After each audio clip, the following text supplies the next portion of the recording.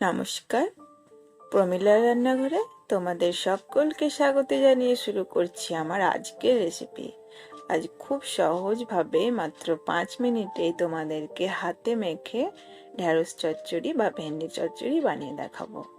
আশা করি তোমাদের ভিডিওটা খুব ভালো লাগবে, আর ভালো লাগলে অতি অবশ্যই কিন্তু একটা লাইক আর কমেন্ট করতে ভুলো না, আর পারলে একটু শেয়ার করে দিও। তো চলো দেরি না করে শুরু করি আমার আজকের রেসিপি। পুরো ভিডিওটা দেখার অনুরোধ রইল। দেখো, প্রথমেই কিন্তু ভেন্ডি ধুয়ে কেটে নিয়েছি, আর ভেন্ডিটা এরকম একটু বড় বড় করে কেটে নিয়েছি। এবার আমি ভেন্ডির মধ্যে একটা আলুও দিচ্ছি। আলুটাকেও লম্বা লম্বা করে কেটে নিয়েছি, আর আলুটাকেও ধুয়ে নিয়েছি। এবার দিয়ে দিচ্ছি একটা টমেটো। টমেটোটাকেও লম্বা করে কেটে নিয়েছি। এবার দেখো, এর মধ্যে দিয়ে দেব স্বাদ মতো লবণ। তো এই রান্নাটায় খুব লবণাক্ত হলে ভালো লাগে না। দিয়ে দিলাম পরিমাণ মতো হলুদ, দিয়ে দিচ্ছি জিরে গুঁড়ো 1 চামচ মতো, আর দিয়ে দিচ্ছি লাল লঙ্কার গুঁড়ো। তো আমি সম্পূর্ণ নিরামিষ রান্নাটা করছি, তোমরা যদি নিরামিষ না করো এখানে কুচনো পেঁয়াজও দিতে পারো। আর দেখো, সর্ষে বাটা, সাদা সর্ষে বেটে নিয়েছি 1 চামচ দিয়ে দিলাম। এবার দেব সর্ষের তেল। ব্যাস, আর কিন্তু দেবার কিছু নেই। খুব ভালো করে আমি হাত দিয়ে সব কিছুকে মাখিয়ে নেব।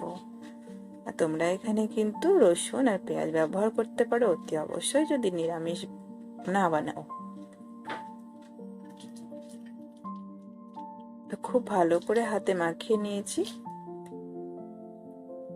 এইভাবে হাতে মেখে ভেন্ডি বানালে খুব সুন্দর লাগে খেতে। তোমরা হয়তো কোনোদিনই খাওনি, কিন্তু আজকের পর থেকে তোমরা ভিডিওটা বানিয়ে দেখবে, ভীষণ ভালো লাগে খেতে। চলো রান্নাটা শুরু করি। কড়াইয়ে সরষের তেল দিয়ে দিলাম। কড়াইটা গরম করে নিয়েছিলাম আগে।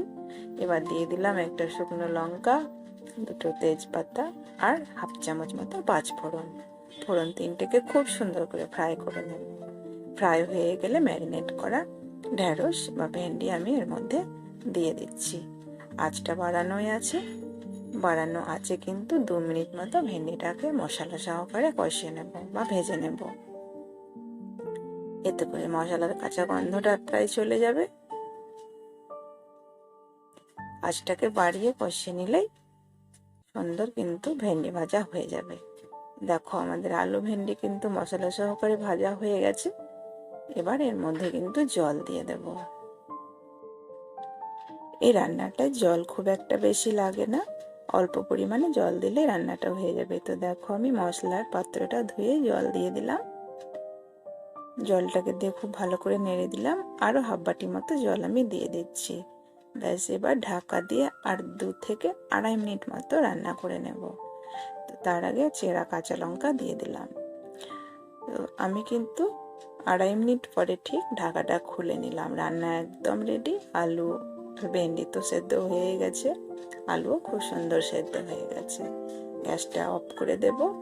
আজকের রেডি হয়ে গেল আলু ভেন্ডির চচ্চড়ি। হাতে মেখে ভীষণ সুন্দর একটা রেসিপি, ইজি একটা রেসিপি, খুব সহজেই বাড়িতে বানানো যায়, খেতেও ভীষণ ভালো লাগে। ঝটপট নতুন কিছু যদি ভেন্ডির খেতে ইচ্ছে করে তাহলে অবশ্যই বলবো এই রেসিপিটা বানাও, সবাই পছন্দ করবে। আর আমার চ্যানেলে যারা নতুন, যারা চ্যানেলটাকে এখনো সাবস্ক্রাইব করোনি, প্লিজ চ্যানেলটাকে সাবস্ক্রাইব করে দেবে। আর এরকম ঘরোয়া রান্না পেতে পাশে থাকা বেল বাটনটি ক্লিক